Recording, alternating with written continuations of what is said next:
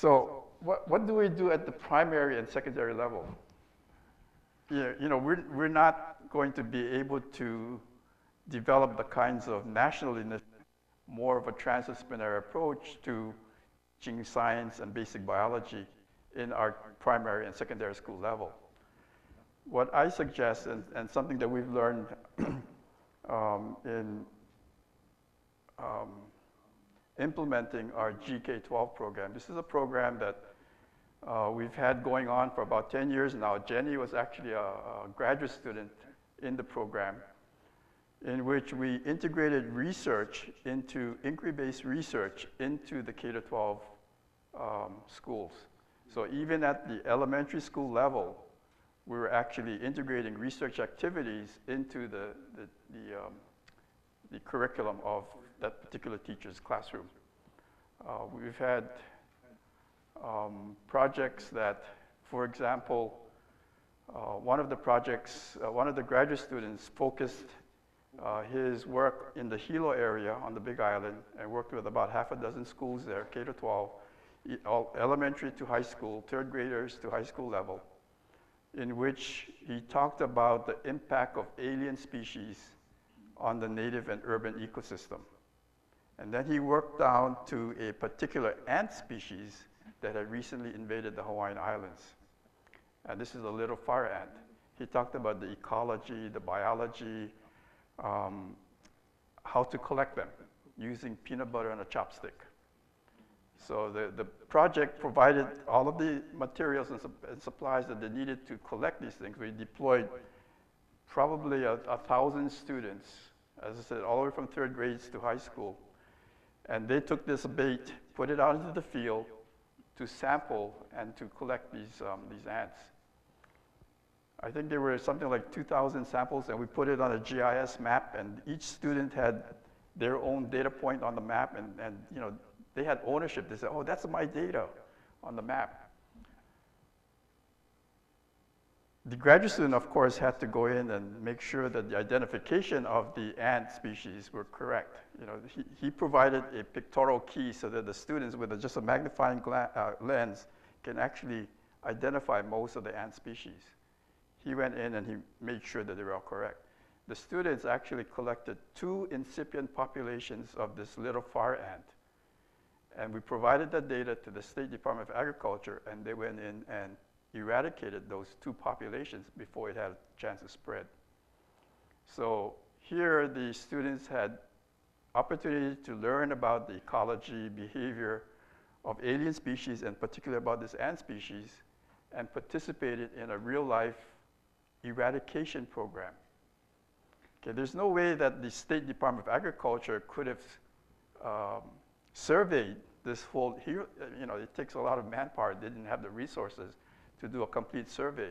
But by engaging the K-12 community, we were able to delineate where the distribution of this ant was. Along the way, the students actually collected 2 previously unrecorded species of ants and contributed to the scientific database of ant species in that particular area. That activity now has spread to other islands. I think Maui is doing it, and maybe other schools in the state. So imagine if we got all of the schools engaged in surveying ant species statewide. It's going to be a very important database for the scientific community, for the agricultural community, and so on. So these are kinds of just a good example of a research activity, inquiry-based research activity in which students can learn a lot about plants, the ecology, the behavior of insects, and so on. Just one example. And Judy was involved in this K-12 project.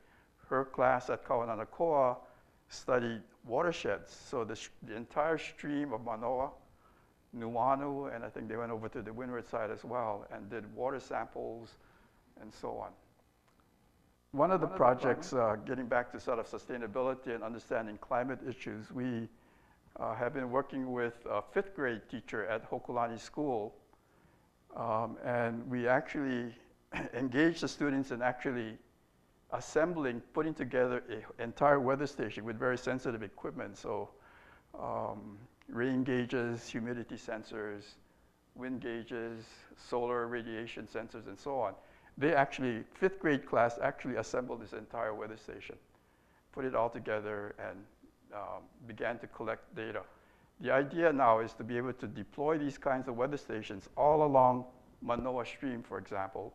All of the schools that are on Manoa Stream will have these weather stations, and they will be able to collect and see real-time data on a daily basis.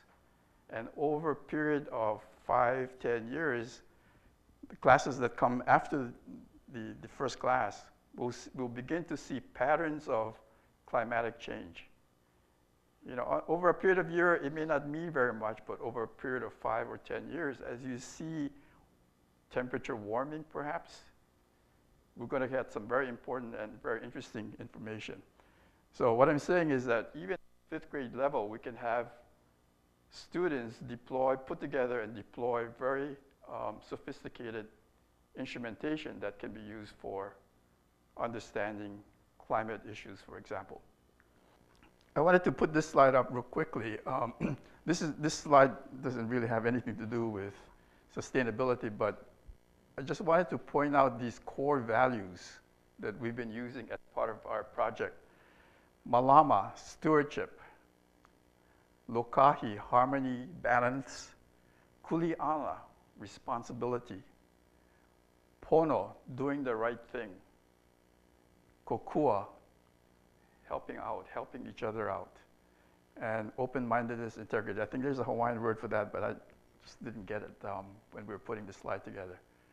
So these are kinds of core values that we actually try to integrate into the research and education activities that we use in our research program.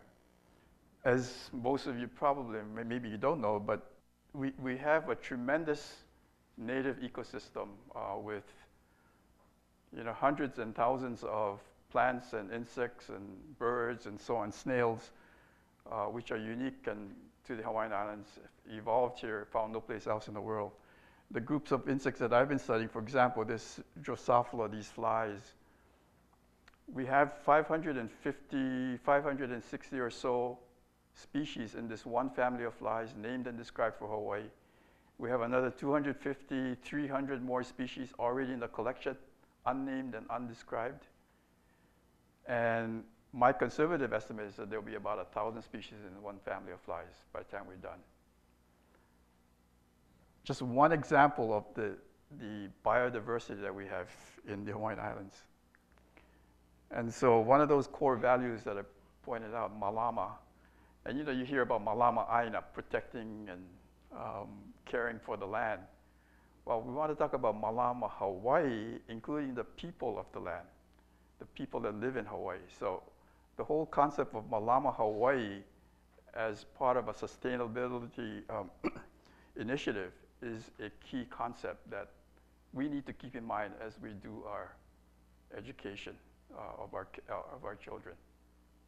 As I say, I'm going to stop there. It sort of gives you a broad overview of what this whole area of sustainability science, and the next speakers will sort of focus on key areas: water, energy, social policy issues.